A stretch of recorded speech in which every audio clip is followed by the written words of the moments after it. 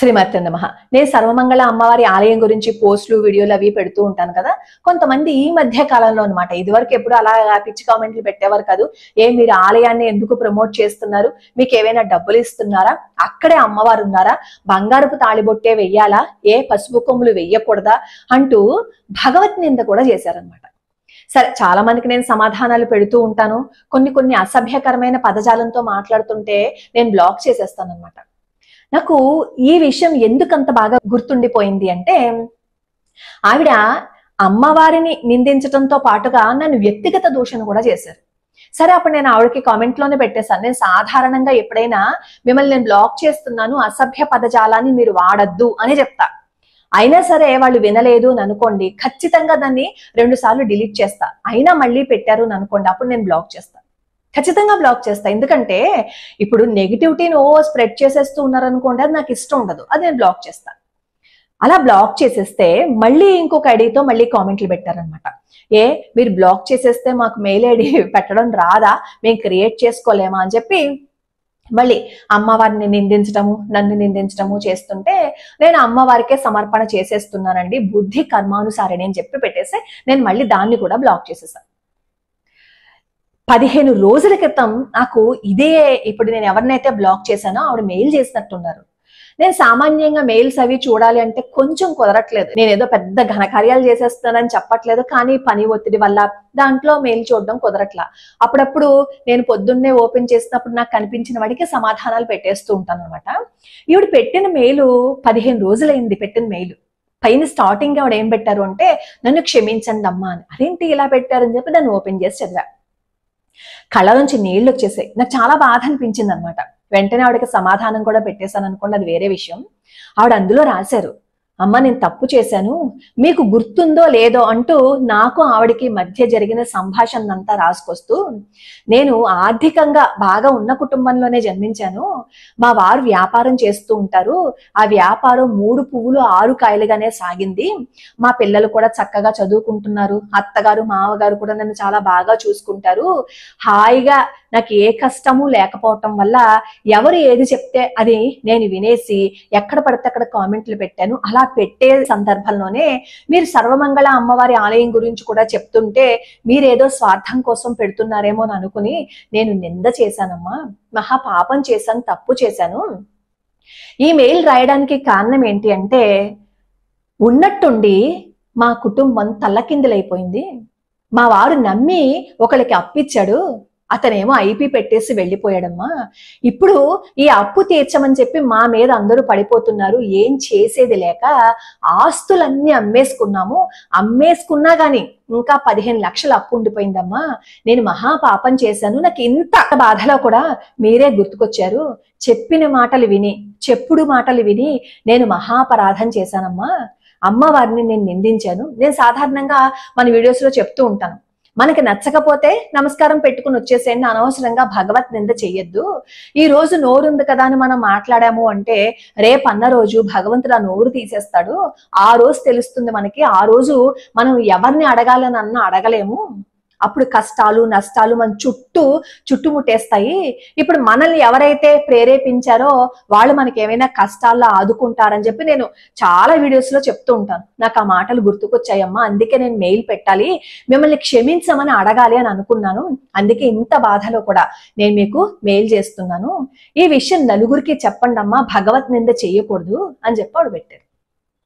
అప్పుడు నేను ఆవిడకి సమాధానం చెప్పాను, అది భగవత్ నింద చేస్తే అమ్మవారు ఆగ్రహించి మీ ఆస్తులు తీసేసుకున్నారు, లేదంటే మీకు నష్టం వచ్చేసిందని అనుకుంటున్నారు, అది అమ్మవారు చేయలేదు, మీరే చేసుకున్నారు. అది మీరు మళ్ళీ అమ్మవారిని కూడా ఇక్కడ అనకండి. మనం మన నోటితో చేసుకునే కర్మలు చాలా ఉంటాయి, వాక్కుతో చేసుకునే కర్మలు చాలా తీవ్రమైన పరిణామాలకి దారి తీసేస్తూ ఉంటాయి, కర్మ చాలా తొందరగా వచ్చేస్తుందండి అని చెప్తూ, సరే ఇప్పుడు అవన్నీ పక్కన పెట్టండి, సర్వమంగళ అమ్మవారి ఆలయానికి వెళ్ళండి.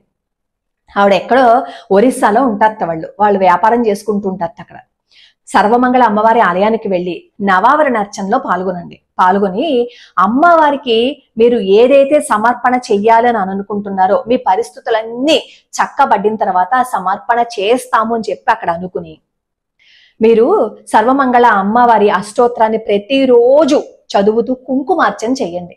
ఒకవేళ కుంకుమని కూడా కొనే స్తోమత లేకపోతే అష్టోత్తరం చెయ్యండి చాలు. అమ్మవారి ఫోటో పెట్టుకుని మళ్ళీ అమ్మవారు అనుగ్రహాన్ని చూపిస్తారు. మనం నోటితో చేసుకునే ఈ కర్మ ఏదైతే ఉందో మళ్ళీ ఆ తగ్గించుకునే భారం కూడా అమ్మవారి మీదే వేసేయండి. ఇంకెప్పుడు భగవత్ నింద చేయకుండా అమ్మవారిని పూజిస్తూ ఉండండి అని చెప్పాను అనుకోండి, అది వేరే విషయం.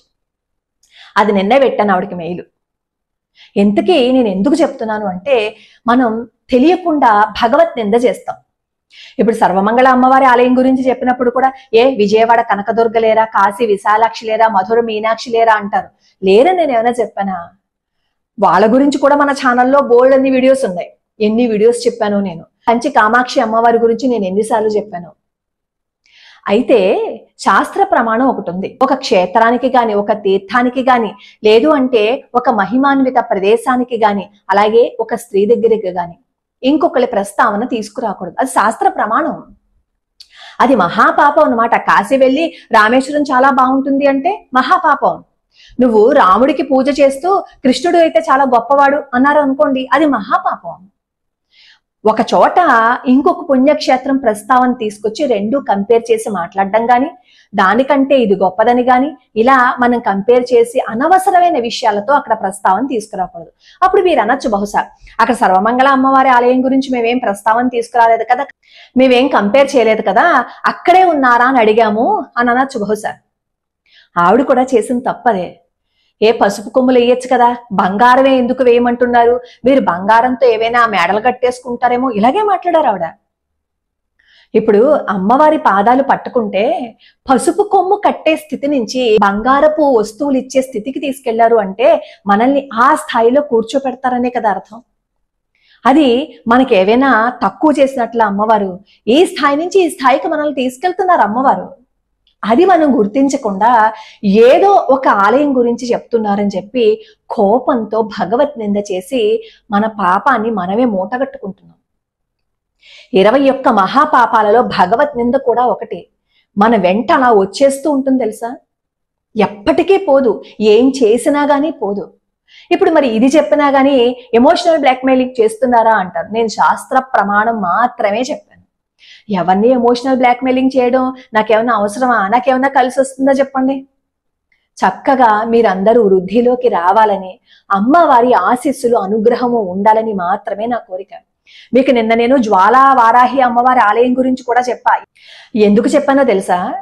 అమ్మవారి గురించి అంటే వారాహి అమ్మవారి గురించి కూడా ఈ మధ్య కాలంలో పంది మొహం అని, ఇలాగా పందిలాగా ఉంటారని చెప్పి పందితో పోలుస్తూ మాట్లాడుతున్నారు. ఎంత మహాపాపాన్ని మూటగట్టేసుకుంటున్నాము, ఎంత తప్పు చేస్తున్నావు మనం. అక్కడ ఈ భవానీ మాత అంటారు జ్వాలా వారాహి అమ్మవారిని. అక్కడ బ్రిటిష్ వాడు అదే చేశాడు. అమ్మవారిని అనుమానించి ఒక దారాన్ని ఆ 2 కన్నాల్లో లోపలికి తోసేశాడు అనమాట. అది మామూలు కన్నాలు అనుకుని. ఏం జరిగింది? కళ్ళు పోయాయి. కర్మ చేశాడు, ఫలితం వచ్చేసింది. అక్కడ అమ్మవారు తీసేశారో, అమ్మవారు ఏదో మన మీద కక్ష కొద్దీ మన జీవితాన్ని నాశనం చేసేసారో అని అనుకుంటాం. కాదు, మనం చేసే కర్మే మన వెంట వచ్చేస్తుంది. ఎంత మహాపాపం చేశాడు, అందుకే అమ్మవారు కళ్ళు తీసేశారు. అందుకే కర్మే అతని కళ్ళు తీసేసింది. మళ్ళీ తను చేసిన తప్పుని అమ్మవారి ముందు పశ్చాత్తాప పడ్డాడు కాబట్టే మళ్ళీ అతనికి కళ్ళొచ్చాయి. ఇలా ఎన్ని సంఘటనలో ఎంతమంది పరాయి వాళ్ళు మన దేవీ దేవతలని అవమానించి అనుమానిస్తే వాళ్ళకి తగిన శాస్తి జరిగింది. అప్పుడు మీరు అడగచ్చు, మరి మన భారతదేశంలోకి వచ్చి మన దేవాలయాల్ని ధ్వంసం చేసేసిన వాళ్ళ సంగతి ఏంటండి? వాళ్ళు కూడా అనుభవించారు. మనకి ఔరంగజేబు చరిత్ర చదివినా, ఇంకా ఎవరి చరిత్ర చదివినా వాళ్ళ చరమాంకాలు, వాళ్ళ జీవిత చరమాంకాల్లో ఏం జరిగింది అనేది మనకి తెలియకపోవటం వల్ల వాళ్ళు మామూలుగా వెళ్ళిపోయారేమో అని అనుకుంటాం. కాదు, వాళ్ళు కూడా నరకాన్ని అనుభవించే వెళ్ళారు. మనం చేసిన పాపం మూటలా కట్టేసుకుంటాం, ఆ మూటే మనతో పాటు వచ్చేస్తుంది. కాబట్టి భగవత్ నింద చేయకండి.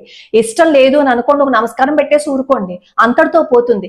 లేదు అని కావాలని మనం నింద చేశాము అంటే మనం ఆ పాపాన్ని కూడా మనతో పాటు తీసుకొస్తాం. అమ్మాయి అదే అంది, నేను అనవసరంగా తప్పు చేశానమ్మా, ఎవరో చెప్పిన మాటలు విని నేను మీ దగ్గరకు వచ్చి కక్ష తీర్చుకుంటున్నాను, కోపం తీర్చుకుంటున్నాను అని అనుకున్నాను, కానీ ఇంత బాధపడతాను అని కల్లో కూడా ఊహించలేదమ్మా. జీవితంలో నేను ఎప్పుడు ఒకళ్ళ దగ్గర చేయి జాచలేదు, ఇప్పుడు చేయి జాచే పరిస్థితికి నేను వచ్చేసాను, నేనే చేసుకున్నాను ఇదంతా, నా పాపమే అమ్మా, దీన్ని మీరు వీడియో చేసి చెప్పండి అని చెప్పి అడిగి, నా పేరును మాత్రం మీరు బయట పెట్టకండి అని చెప్పి ఆవిడ నన్ను రిక్వెస్ట్ చేయటంతో ఆవిడ పేరును మాత్రం నేను బయట పెట్టడం లేదు. ఇప్పుడు మీకు కొన్ని మంగళసూత్రాలు చూపిస్తాను చూడండి. చూసారా, ఈ నెలలో వివాహం అయిన వాళ్ళు తీసుకొచ్చి అమ్మవారికి సమర్పణ చేసుకున్న మంగళసూత్రాలు. భగవద్ నింద చేస్తే తాచుపాం కంటే కూడా వేగంగా కర్మ మనల్ని కాటేస్తుంది. లోకా సమస్తా సుఖినో భవంతు, సర్వే జనా సుఖినో భవంతు.